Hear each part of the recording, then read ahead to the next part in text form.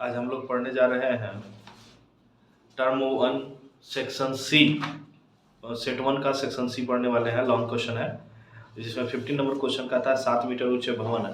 कितना है? 7 मीटर का ऊंचा एक भवन है, ठीक है, जिसके शिखर से केबल टावर, जिसके शिखर से एक केबल टावर के शिखर का उन्नयन कोण 60 डिग्री है। पहले सबसे पहले हम 7 मीटर का ऊंचा एक भवन बना लेते हैं। ये देखिए, आप देख सकते हैं 7 मीटर का ऊंचा भवन। ये 7 मीटर का भवन बन गया मेरा।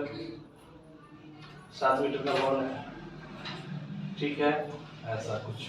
यहाँ पे कितना है? ठीक है, इसके अगर कुछ है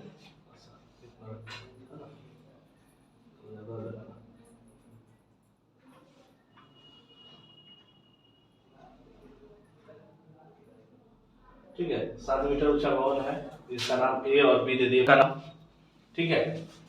ए और बी भवन है 7 मीटर का। अब भवन के शिखर ए से मीनार का उन्नयन कोण जो है आपका, ये जो मीनार जो है उसका उन्नयन कोण आपका 60 डिग्री बन रहा है।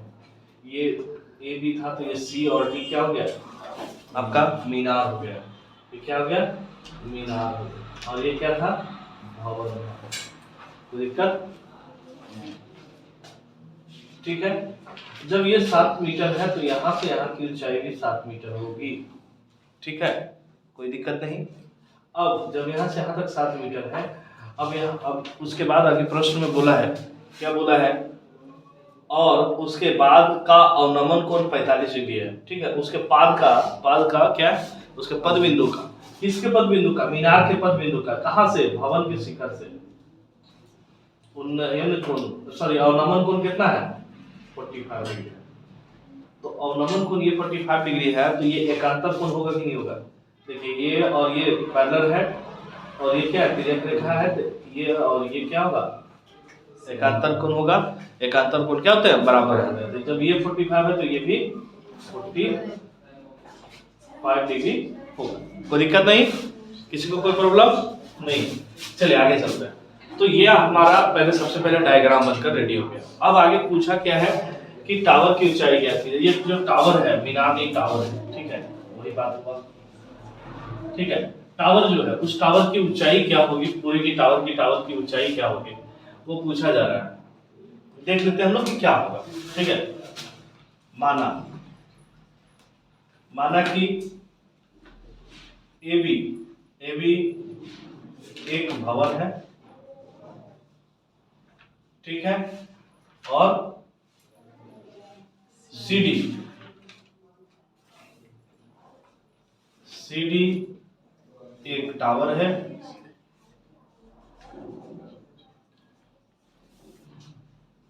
ठीक है।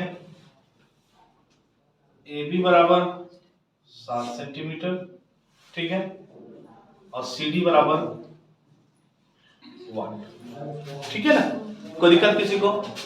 ए बी तुम्हारा 7 सेंटीमीटर दिया हुआ है और सी डी तुम्हें पूरा टावर की ऊंचाई आपको ज्ञात करना है ना।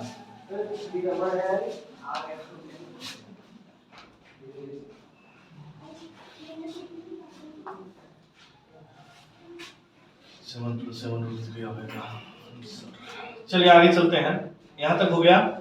इसके बाद आप थोड़ा सा लिख लीजिए इसमें उन्नयन कोण के बारे में। सी ए, यहाँ पे एक बिंदु ले लीजिए आप, तो आप लिख लीजिए ए ही क्षैतिज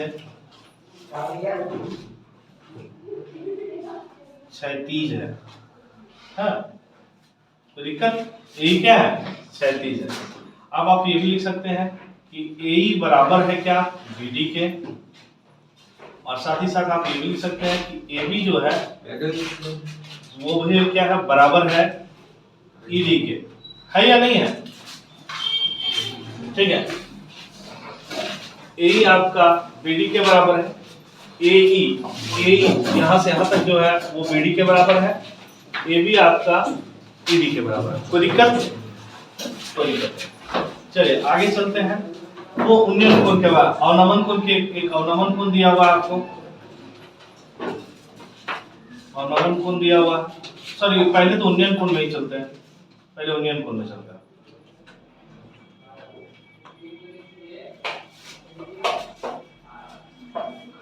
उन्नयन कोण में चलते हैं। उन्नयन कोण क्या दिया हुआ है, CAE, CAE कितना दिया हुआ है जी, 60। और नमन कोण दिया हुआ है, और नमन कोण दिया हुआ है, कौन सा दिया हुआ है, DAE, DAE दिया हुआ है। अंत एकांतर कोण के नियम से क्या आता है, DAE जो है वो बराबर है ADB के, है ना। तो यहीं पे लिख देते हैं ना डायरेक्ट, ADB, ठीक है, बराबर कितना, 45 डिग्री। कहां से, अल्टरनेट इंटीरियर एंगल, है ना, अल्टरनेट इंटीरियर एंगल से, है ना, अंत एकांतर कोण के नियम, ठीक है। इतना चीज हमको मालूम था, सबसे पहला चीज जो मालूम था वो लिख दिया। ज्ञात क्या करना है आपको, CD ज्ञात करना, कोई दिक्कत, यहां तक प्रश्न की बात हुई। अब इसके बाद आता है हमारा, ठीक है, हल। हल क्या करेंगे हम, सबसे पहले लेंगे समकोण त्रिभुज ABD। देखिए यहां पे 90 डिग्री है या नहीं,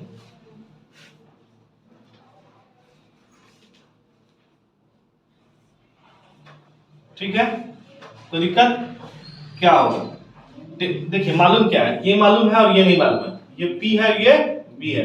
P और B जब मालूम नहीं होता है तो क्या होता है, P और B tan का यूज करते हैं हम लोग, tan थीटा बराबर P by B, tan theta कितना है 45, और जब tan 45 होता है तो जो P होता है वही B होता है ना। tan 45 P क्या है जी, आपका AB है, और B क्या है जी, BD है, ठीक है।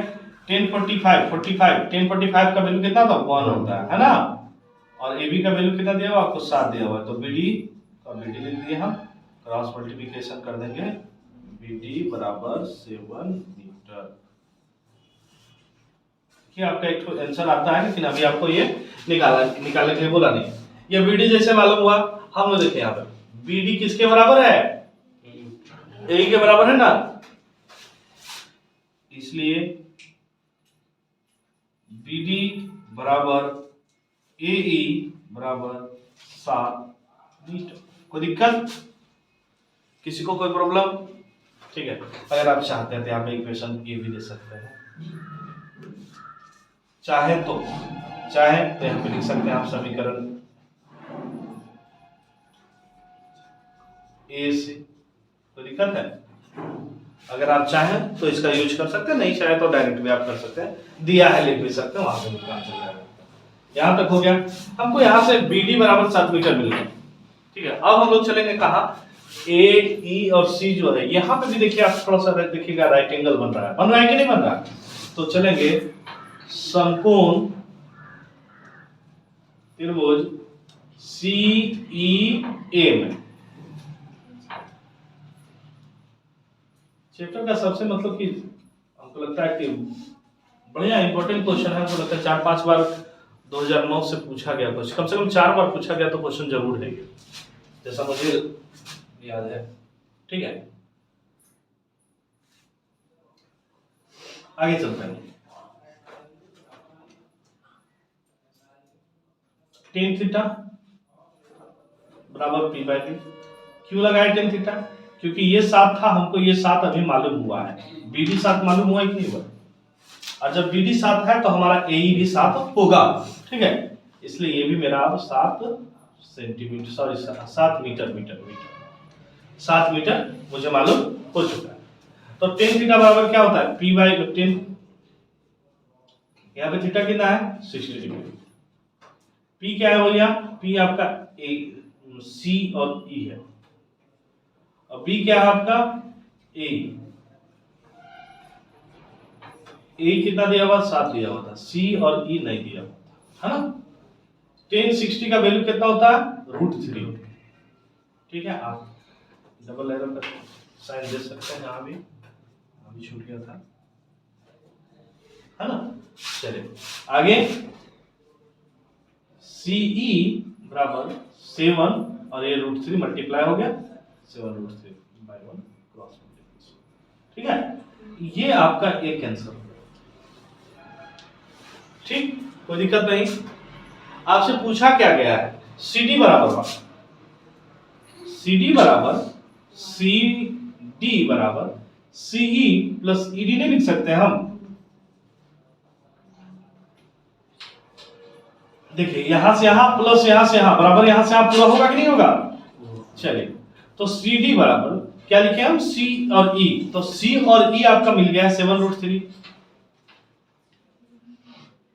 और ED जो है वो आपका क्या होगा, AB होगा कि नहीं होगा? तो कितना है AB बराबर 7 लिख दीजिए, चूंकि यह समीकरण ए से भी लिख सकते हैं या फिर लिख सकते हैं क्या, चूंकि AB बराबर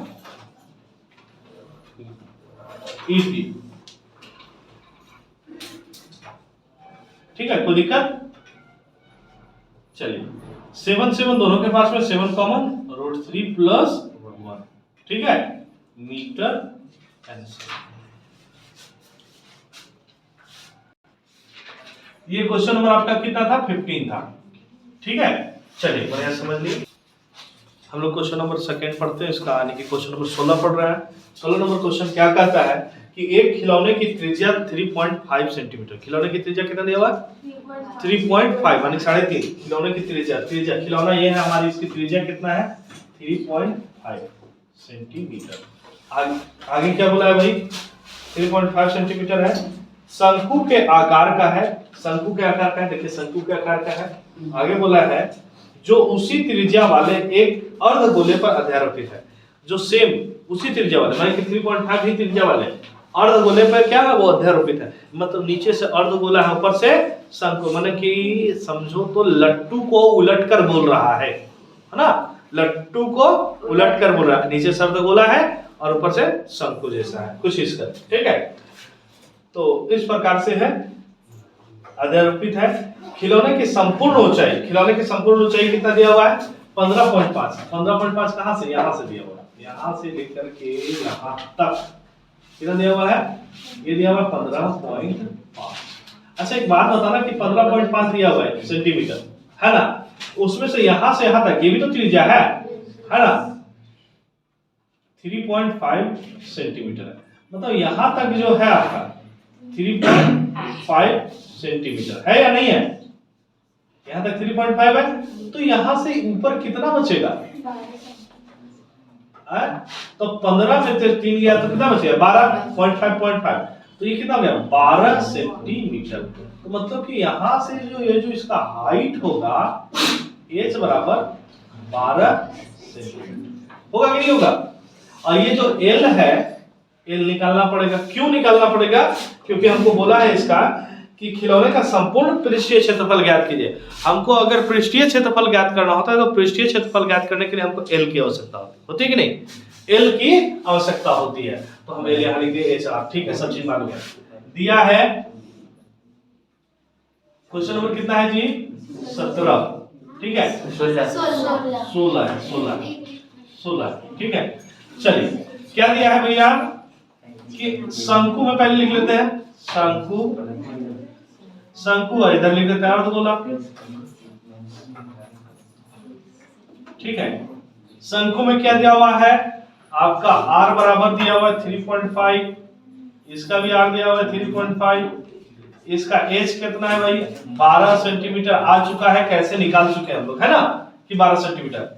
l इसका 1 है, इसी का l पहले निकाल लेते हैं, l होता क्या है h का स्क्वायर प्लस r का स्क्वायर, h कितना है जी 12 का स्क्वायर और r कितना है जी 3.5, मतलब 35 अभी समझ लीजिए आप, ठीक है, इसका स्क्वायर। तो 16 को अभी थोड़ा देर के लिए भूल जाएंगे हम, है ना, काम करते चले, बराबर है 44 से 35, 3 चौके 12 25, ठीक है, कोई दिक्कत, 3 चौके 12 25, एक अंक पहले दशमलव था, 2 अंक पहले दशमलव, 44 अब आ रहा है 156.25। अब इसका वर्गमूल निकालिए जी, कितना आएगा वर्गमूल कोई बताओ, इसका 156.25 का वर्गमूल बराबर है 44 से और 13 है 169, यानी 12.5 के आसपास आएगा, है ना, कितना 100 सॉरी कितना बोले 12.5 के आसपास है ना। इसको एक थोड़ा एक सिस्टम है इसका एक थोड़ा, ठीक है क्या है देखते हैं थोड़ा सा। 156 है तो 156 लिखते हैं, ठीक है। इसका हमको क्या निकालना है, रूट निकालना है ना। 156 का रूट निकालना है, कैसे निकलेगा, तो आसपास का कौन है 12 है, 12 है 44 से, ठीक है 12 है। अब बच कितना रहा है, 12 है 44 से, तो बचा कितना 12 बच रहा है कि नहीं बच रहा है, कितना बच रहा है 12 बच रहा है। और ये है कितना 12 है, 12 का 2 गुना करेंगे तो कितना हो जाएगा 24 हो जाएगा, ठीक है 24। ये 12 एकम 12, 12 दूनी 24, तो 12 पूर्णांक 1/2 यानी कि 12.5, सॉरी कितना 12.5, यही लगभग में मामला आएगा, ठीक है। ये शॉर्टकट निकालने का तरीका है, कितना लगभग में 12.5 आएगा। एक नया तरीका है, इसको भी देख लीजिए, ठीक है। आगे ये हो गया आपका, कितना आ गया, इतना आंसर आ गया 12.5। अब हम लोग इसका क्या बोला है, संपूर्ण पृष्ठीय क्षेत्रफल, संपूर्ण पृष्ठीय क्षेत्रफल ज्ञात कीजिए, संपूर्ण पृष्ठीय क्षेत्रफल है ना। तो संपूर्ण पृष्ठीय क्षेत्रफल कैसे निकालेंगे, तो खिलौने का संपूर्ण पृष्ठीय क्षेत्रफल बराबर होगा शंकु का क्षेत्रफल, मतलब शंक्वाकार भाग का क्षेत्रफल प्लस अर्धगोले का क्षेत्रफल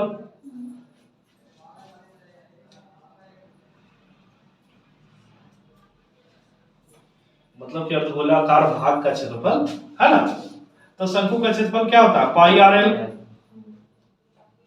पाई आर एल होता है। अच्छा एक बात और, दोनों का क्षेत्रफल जरूर निकाल रहे हैं, यहाँ संपूर्ण पृष्ठीय क्षेत्रफल जरूर बोल रहा है, लेकिन हम लोग यहाँ पे निकालेंगे दोनों का वक्र पृष्ठीय क्षेत्रफल। अब बोले सवाल उठता है कि सर संपूर्ण निकालना है, आप वक्र क्यों निकालिएगा, तो संपूर्ण कैसे हो जाएगा। देखिए संपूर्ण कहने का मतलब होता है कि बाहर से चारों बगल से, ठीक है चारों तरफ से बाहर से आप जो क्षेत्रफल निकालते हैं उसको संपूर्ण पृष्ठीय क्षेत्रफल कहते हैं। लेकिन हम जब यहाँ पे एक अर्धगोला ऐसे है और ऊपर से एक शंकु ऐसे है, इसको जब मैंने एक चिपका फिक्स किया है, तो ये जो अर्धगोले का जो टॉप वाली भाग है और ये जो शंकु का जो आधार है, दोनों सर्कल है, सेम सर्कल है ना, दोनों के सेम त्रिज्याएं सेम है, वो जो फिक्स हो जा रही है ना, वो तो बाहर दिख नहीं रही मुझे। तो जब मुझे बाहर दिख ही नहीं रही है तो उसका क्षेत्रफल मुझे निकालने की आवश्यकता नहीं है ना, ठीक। तो क्या करेंगे, शंकु का CS से लिख देते हैं हम लोग यहाँ पे डायरेक्ट, शंकु का CS से लिख देते हैं डायरेक्ट CSA, और अर्धगोले का भी क्या लिखते हैं हम लोग CS से लिख देते हैं, ठीक है समझ में आ जाएगा। वक्र पृष्ठीय क्षेत्रफल दोनों का निकालना है हमको, तो पाई आर एल हो गया, और अर्धगोले का क्या होता है 2 पाई आर स्क्वायर। तो दिक्कत पाई दोनों के पास में है, ठीक है आर भी दोनों के पास में है, तेरे पास L और तेरे पास में 2 भी है और एक R भी है ना, 2 और R है। पाई का वैल्यू कितना लेना है जी, कुछ तो बोला है क्या, कुछ नहीं बोला है ना, चलिए 22/7 लीजिए।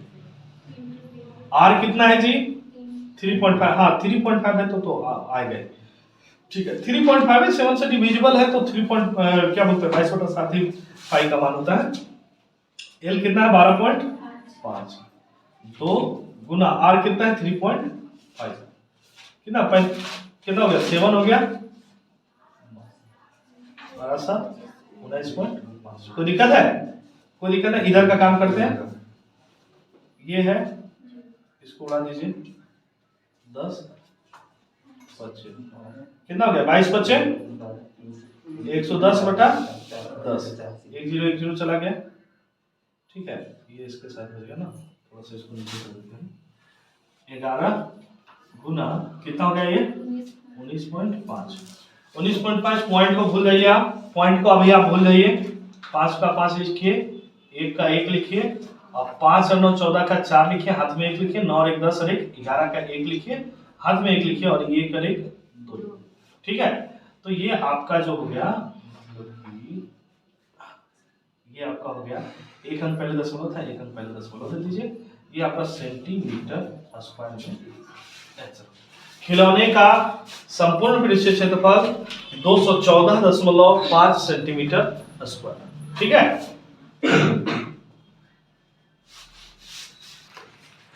नेक्स्ट क्वेश्चन आपका क्वेश्चन नंबर 17 है। क्वेश्चन क्या कह रहा है कि क्वेश्चन नंबर 17 हम लोग पढ़ते हैं, एक ठोस एक अर्धगोले पर खड़े एक शंकु के आकार का है। अर्धगोला पर खड़ा एक शंकु के आकार का है जिसकी त्रिज्या 1 सेंटीमीटर है तथा शंकु की ऊंचाई उसकी त्रिज्या के बराबर है। शंकु की ऊंचाई भी उसकी त्रिज्या के बराबर है, मतलब त्रिज्या भी 1 सेंटीमीटर और शंकु की ऊंचाई भी 1 सेंटीमीटर है ना।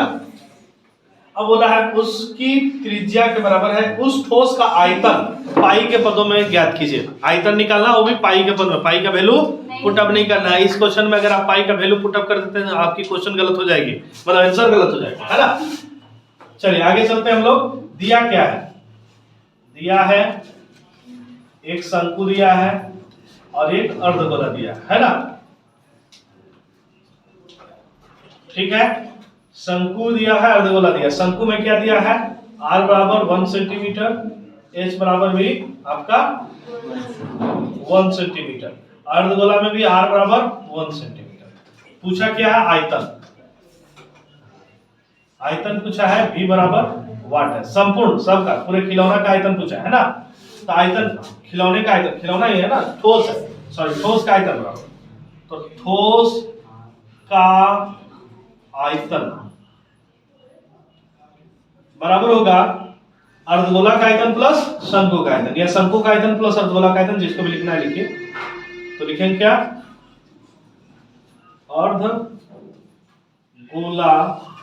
का आयतन प्लस शंकु का आयतन। अर्धगोले का आयतन क्या होता है बाबू? 2/3 पाई r क्यूब। और शंकु का आयतन क्या होता है? इसका आयतन और इसका आयतन। तो शंकु का आयतन क्या होता है?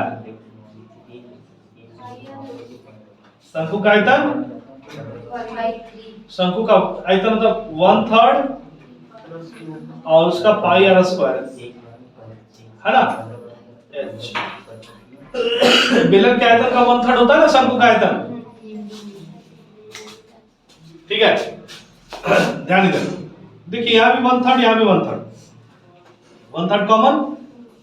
ठीक है, 2/3 से 1/3 ही कॉमन लिया, 2 नहीं लिया। ठीक है, पाई पाई r स्क्वायर यहाँ भी है। तेरे पास 2 बच गया, पाई तो जा चुका है, r स्क्वायर भी जा चुका है, एक r बच गया। 1/3 जा चुका है, पाई भी जा चुका है, r स्क्वायर भी जा चुका है। तेरे पास क्या बचा? 1/3 तो 1/3 ही रहेगा, पाई को छेड़छाड़ नहीं करना। 1 का 1, r कितना 1 है, 1 का स्क्वायर, r का ही वैल्यू पुट अप कर सकते हैं। 2 into r कितना है? 1 है, और h कितना है जी? 1 है ना। 2 1 2 प्लस 1 है ना, 1/3 पाई, 1 का वैल्यू तो 1 ही होता है, ज्यादा दिमाग लगाने की जरूरत नहीं है। 3 into पाई और 1/3। ठीक है, ये 3 गोल हो गया, है ना। तो क्या बच गया? पाई बचा कि नहीं बचा? सिर्फ पाई बचा है, तो इसका क्या जाएगा? पाई, और ये किस चीज में? सेंटीमीटर में है, तो सेंटीमीटर क्यूब, है ना। क्योंकि आयतन है इसलिए सेंटीमीटर क्यूब में आएगा। ठीक है, आंसर हो गया। अब हम लोग पढ़ने वाले हैं क्वेश्चन नंबर 18, माध्य ज्ञात करना। माध्य तो बहुत अच्छा आसान क्वेश्चन है, आप लोग जानते ही हैं। इसका क्या करेंगे? आपको CI दिया हुआ है, FI दिया हुआ है। ठीक है, 5 8 13 13 3 16, 16 और 8 24 और 6 30 के 0, हाथ में 3 1 4, इसका कितना हो गया? 40 हो गया, है ना। सिग्मा FI बराबर 40 40। यहाँ पे XI है आपका। ठीक है, अब इसको बनाएंगे। XI कैसे निकलेगा? 0 और 10 के बीच कितना होता है? 5, फिर यहाँ पे 15 25 35 45 55। आप लोगों को बताया गया है कि 3 मेथड से कि कैसे कैसे इसको निकालते हैं हम लोग। चलिए, और यहाँ पे क्या होता है? FI XI होता है कि नहीं होता है? 5 5 25, 15 ठीक 20 से 120, 25 दहा के 250, 35 दिया 105, 45 80, 45 90, 9 चौके 36, 60, 8 पचे 40 के 0 हाथ में 4, 8 से 32 और 4 36। ठीक है, आगे 300 और 3 कितना हो जाएगा, 5 6 पचे 30 के 0 हाथ में 3, और फिर 6 पचे 30 और 3 33, 330 है ना। चलिए 5 5 10 का 0 हाथ में 1, 2 2 4 5 4 5 9 9 6 15 15 15 3 18 1 19 के 9 हाथ में 19 के 9 हाथ में 1, हाथ वाला जोड़ लिए थे ना, 1 2 3 1 4 4 3 7 और 3 10 और 1 11। फिर से एक बार इसको मिला लेते हैं, सिग्मा एफ आई एक्स आई। ठीक है, अब मिला के चलते हैं। डायरेक्ट मेथड से क्या होता है, मीन माध्य बराबर माध्य बराबर, माध्य को कैसे दिखाया जाता है भाई, ऐसे दिखाया जाता है ना, माध्य को ऐसे दिखाया जाता है, x बार से दिखाया जाता है। माध्य बराबर क्या था, sigma F I x I by sigma F I. ठीक है, चलिए आगे चलते हैं। सिग्मा एफ आई एक्स आई क्या दिया हुआ है, यहाँ पे सॉल्व करते हैं ना, ये दिया हुआ 1190 बटा एफ आई कितना है 40, 1 0 से 1 0 खत्म हुआ, 4 से इसको काटना है। ठीक है, 4 एकम 119 है, 4 तिया 12, 4 तिया 12 ज्यादा हो जाए तो 4 दूनी 8, बचा कितना 3, 3 पर 9 39 है, तो कितना हो जाएगा 4 4 9 36 37 38 39, 3 बच रहा है तो 0.75 करते हैं, 1 बचता तो 0.25, 2 बचता तो 0.5 और 3 बचता तो 0.75, 4 कभी बच ही नहीं सकता। तो आंसर हमारा क्या हो गया 29.75। ये आपका आंकड़े का जो दिया गया था उस आंकड़े का क्या हो गया माध्य हो गया। अगर इस माध्य में आपको इसका सीआई का कोई मात्रक दिया हो, जैसे सीआई में बदले है रुपया में, पैसा में, सेंटीमीटर में, तो जिस चीज में ये बोलेगा यहाँ मात्रक में हम उस चीज को लगा देते हैं, है ना, यहाँ पे उस चीज का मात्रक लगा देते हैं। और अगर कुछ नहीं बोला है, डायरेक्ट सीआई है प्रश्न में, तो आप डायरेक्ट संख्या आंसर दे सकते हैं। क्वेश्चन नंबर 19 है, आपको दिया हुआ है, डाटा दिया हुआ है, क्लास इंटरवल दिया हुआ है और फ्रीक्वेंसी दी गई है आपको। ठीक है, इससे आपको क्या निकालना है, क्या बोलते हैं, माध्यिका ज्ञात करना है। माध्यिका ज्ञात करने के लिए हम लोग को क्या निकालना पड़ता है, कम्युलेटिव फ्रीक्वेंसी, संचयी बारंबारता निकालना होता है। संचयी बारंबारता एक तरीके से जोड़ जोड़ करके निकालता है। तो जैसे जोड़िए, ये 3 2 का 2 लिखेंगे, 2 और 3 कितना हो गया जी 5, 5 और 7 12, 12 6 18 6 24 6 30, है ना। यहाँ से भी जोड़िए 2 3 5 5 और 7 5 और 7 12, 12 6 18 18 6 24 24 6 30। ठीक है, तो जोड़ जोड़ के हम लिखते जा रहे थे, वो तरीका आपका जो क्या हो गया सीएफ हो गया। और डायरेक्ट जोड़ करके एक बार लिखे वो क्या हो गया आपका सिग्मा एफ हो गया। यानी टोटल इसको एन से भी डिनोट करते हैं, है ना, या सिग्मा एफ से भी डिनोट कर सकते हैं, आपकी इच्छा क्या करोगे। ठीक है, तो सिग्मा एफ भी लिख सकते हैं आप, ठीक है, या एन भी लिख सकते हैं। एक चीज आपको ध्यान देने की बात है कि ये और ये जो है मीडियन में, ये दोनों बराबर होना चाहिए।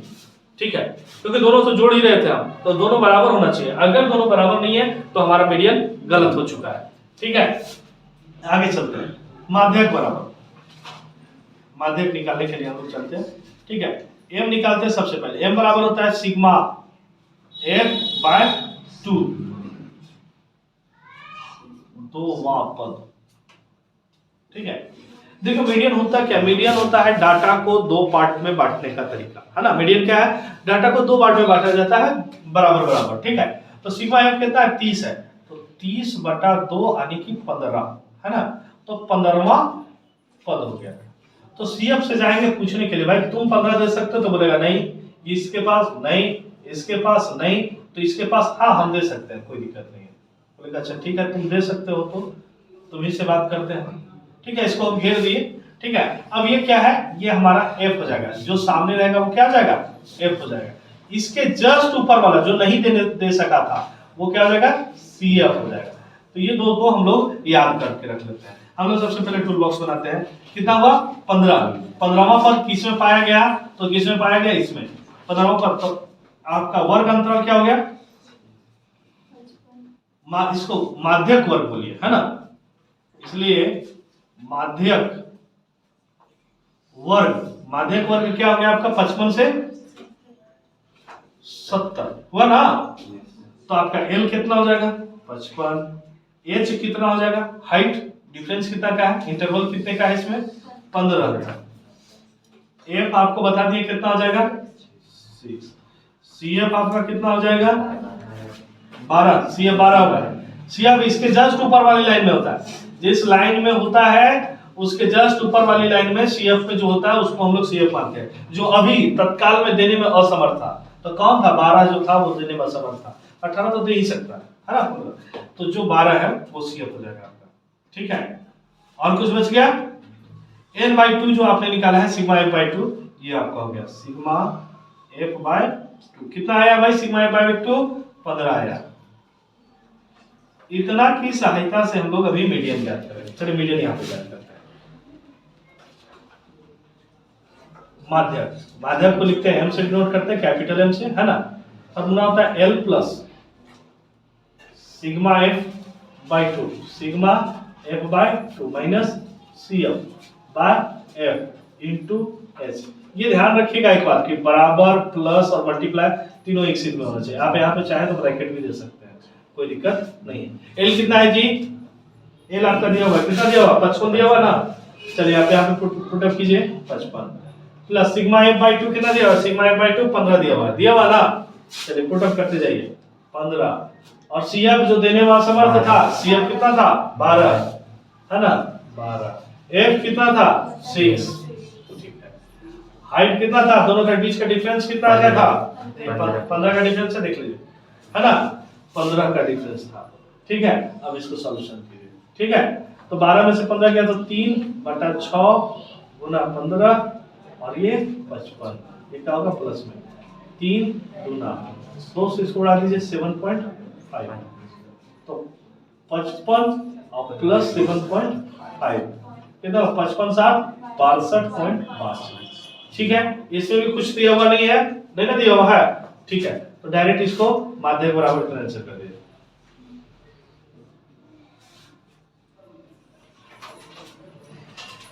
62.5 आंसर।